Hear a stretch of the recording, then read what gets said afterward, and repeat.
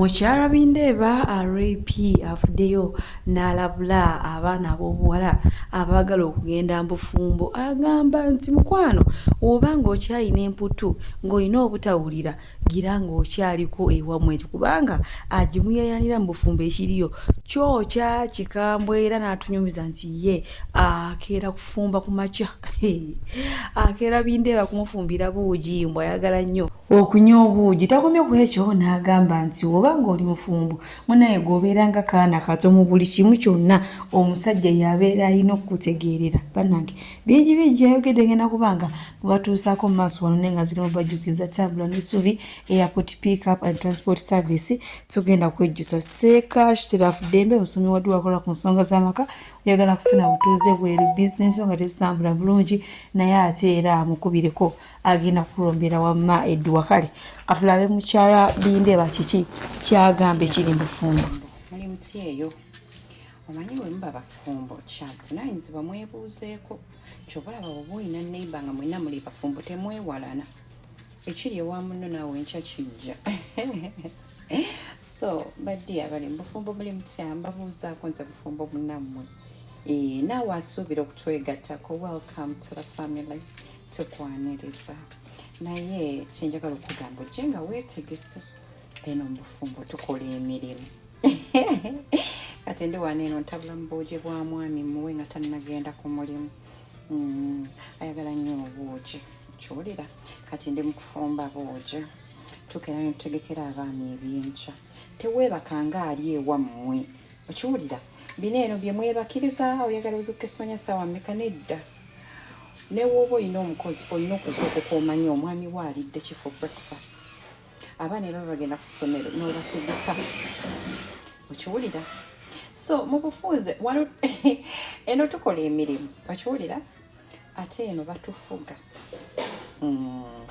Eno mu bufumbo munnange batufuga. Tomala gakola kyoyagala tozuuka noganza kangendeko ewa mukwano gwange nedda olina okutegeeza omwami n'omusaba. Mwami Bindeeba nsaba gendako ewa gundi. Bwagamba nti nedda tuuleeka okiwulidde. Eno batunodera n'emikwano omwami azuuka ku makya nagaayo no mukwano gwo simwagala saagala kuddamu mukulaba naye. Aha eno nno mu bufumbo tusaba. Tusaba mwami nsaba gendako wano, mwami nsaba kola kino, mwami gendako mu saluuni, mwami ngenda si ebirino zokka buzukusigwe ne weetambulira n'ogenda nedda. Eno ennyumba si ya taatawo si yagisasula kuba si yagizimba okiwulira. So eno mu bufumbo naye batulabirira. Oba nti oyagala genda mu kusiba nviiri nga bakubuuza ssente mmeka nga bakuwa kaadi ng'ogenda enviiri, amafuta g'emmotoka bakuwa. Ebyo byetulabira batulabirira emmere bagula. Oyagala kukolako shopping bakuwayo ku ssente. Mu bufunzi batulabirira. Batulabirira naye tukola emirimu. Tebagenda labirira atakola mirimu. Tulabirira abaana. Abasajja bano balabirira nga babbebi. Okusigaza omukwano, okusigala nga akulabamu value, okusigala nga akwagala tubalabirira. Nze owange bw'aba agenda bw'aba yakedde ku makya ne mukolera breakfast bw'aba agenda olumu omupakingira ekyemisana ne ka juice akataliimu sukaali. Kati nsooka nenkola juice w'ab'ewaka abanywa sukaali nenkola n'omwami wange tanywa sukaali. Ndowooza owulira emirimu. So abayagala okujja mu bufumbo ng'oyagala kulabira welcome to the family. Naye oba tuyagala kufuga wano ne wemba ngendako mu bathroom ng'omwami wange ajja kunkubira essimu nga ndi mu bathroom muterekeko message ne mugamba in case you call I'm in the bathroom. Bwe manjagala kwebakamu emisana ng'ajja kunkubira essimu ne mejjikwata muteerako message ne mugamba ngenda kwebakamu ssaawa nga 2 oyinza okunkubira ne sikwata. Wano tucommunicatinga tutegeeza tweropa mu buli kimu nti mwami ngenda fulumamu eddakiika 3 eddakiika 3 egana ggwako agenda kukubira oba gwe mwennyini mukubira mugambe nabadde nkugambye eddakiika 3 naye nsusizaamu. Mwalabye eki. So oba toli ready kufuga obufumbo buleke.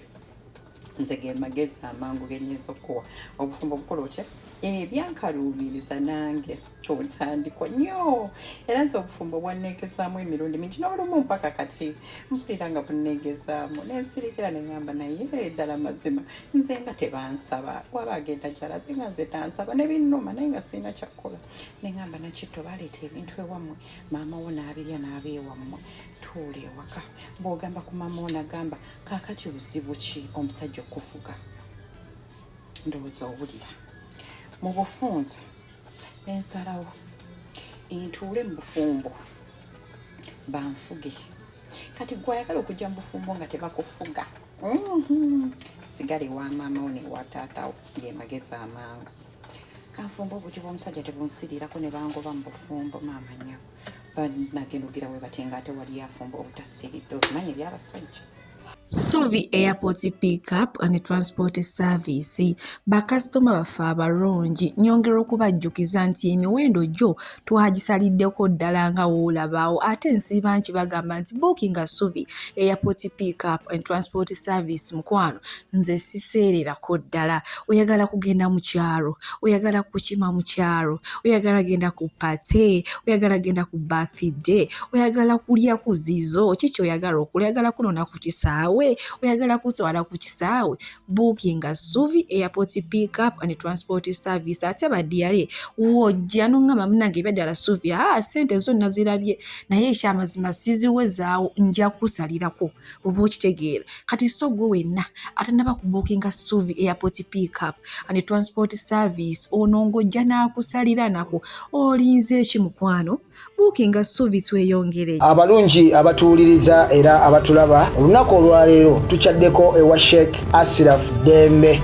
Sebo sanyusa okubalaba amannya agange Yezeseeka Ashraf Dembe akola ku bizibu by'enjawulo omuntu singa aba alina ebirwadde musomereddwa tumuwa amazzi ga lukuya nga bw'obadde ogalaba tugenda abantu ku kyoto ne twokya emizimu emibi egibabaamu n'okulomba edduwa abantu singa abeera ng'ali wano atuuse sobola okumulombera edduwa ne waba atatuuse nga mpadde amannya ge naye ng'ali wala neetaaze ennamba yange yeeno eri 0701